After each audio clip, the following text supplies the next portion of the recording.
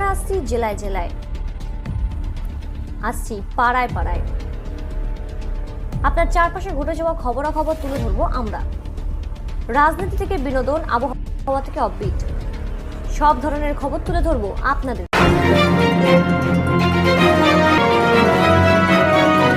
যুক্ত থাকুন, সঙ্গে থাকুন, দেখতে থাকুন কলকাতা নিউজ 19।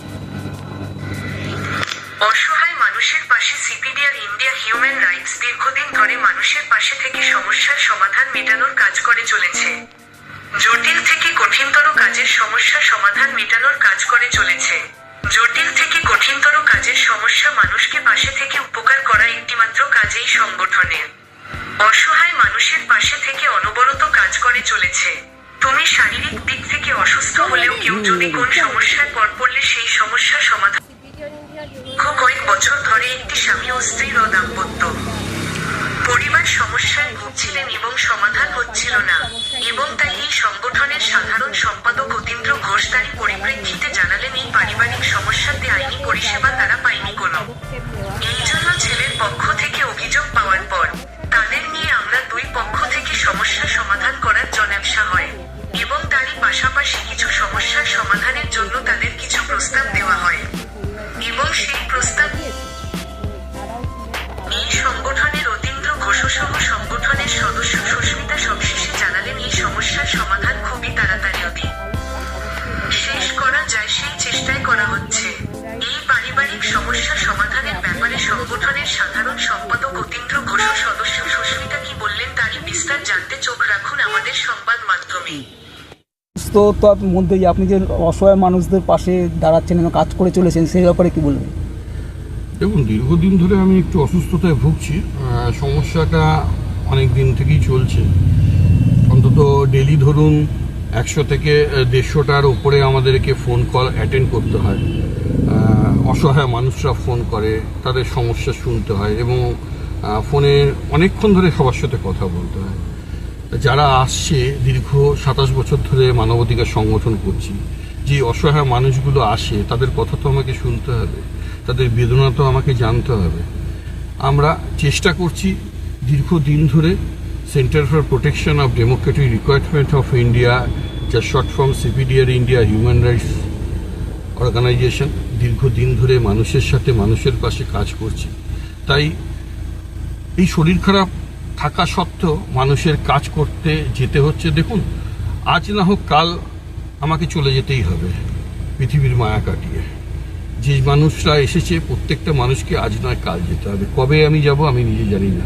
ভগবান যতদিন আমার আয়ু রেখেছে ততদিন আমি বাঁচব, সে শরীর খারাপের মধ্যেই হোক আর শরীর খারাপ না থাকলেও। তাই যতদিন বেঁচে আছি, অসুস্থতার মাধ্যমেও যদি মানুষের জন্য কিছু করে যেতে পারি, হয়তো আত্মার শান্তি পাবে যে মানুষের জন্য কিছু তো করতে পারলাম। এর বাইরে আর কিছু চাওয়া বা পাওয়ার নেই।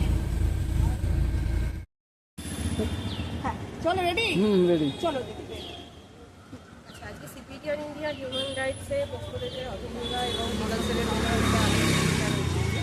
আমরা এসেছিলাম একটি পারিবারিক সমস্যাই বলতে পারে, তার সমাধানের জন্য আমাদের সাথে কথাবার্তা বলা হয়েছে। সেই সমাধান প্রক্রিয়াতে যা যা আইনি পদক্ষেপ নেওয়া সেটা আমাদের তরফ থেকেও নেওয়া হচ্ছে, এবং সমস্যাটা যাতে খুব তাড়াতাড়ি দ্রুত সমাধান হয় সেই জন্য আমরা ওনাদেরকে, যাদের সাথে একটা আমাদেরকে যারা প্রস্তাব দিয়েছেন, উল্টো দিকে যারা আছেন সেই পরিবারের কাছে একটা প্রস্তাবও আমরা দিয়েছি। তো দাদাও ছিলেন, দাদাও বলতে পারবেন এই প্রস্তাবটা এখন কতটা কার্যকরী হয় সেটা আমরা তদন্তকরণও দেখছি, এবং পজিটিভ একটা আউটকাম অবশ্যই এটা থেকে আসবে। আর সিপিডিআর ইন্ডিয়া হিউম্যান রাইটস তার লিগাল সেল সবার সাথে আছে, সকলের সাথে আছে, আমি এটুকুই বলব।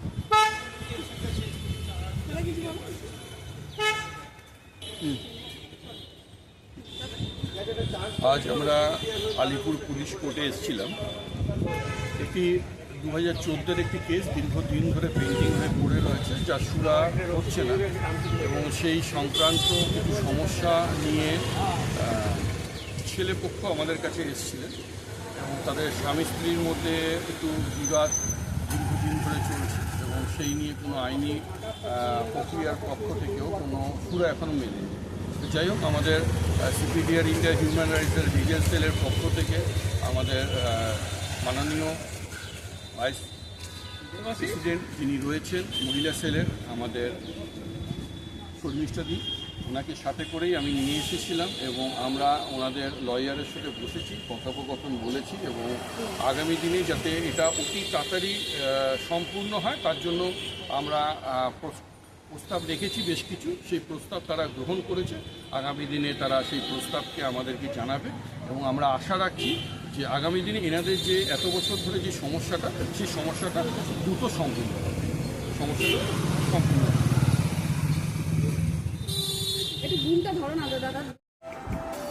আমাদের চ্যানেলটিকে সাবস্ক্রাইব করুন ও প্রচুর পরিমাণে লাইক ও শেয়ার করুন।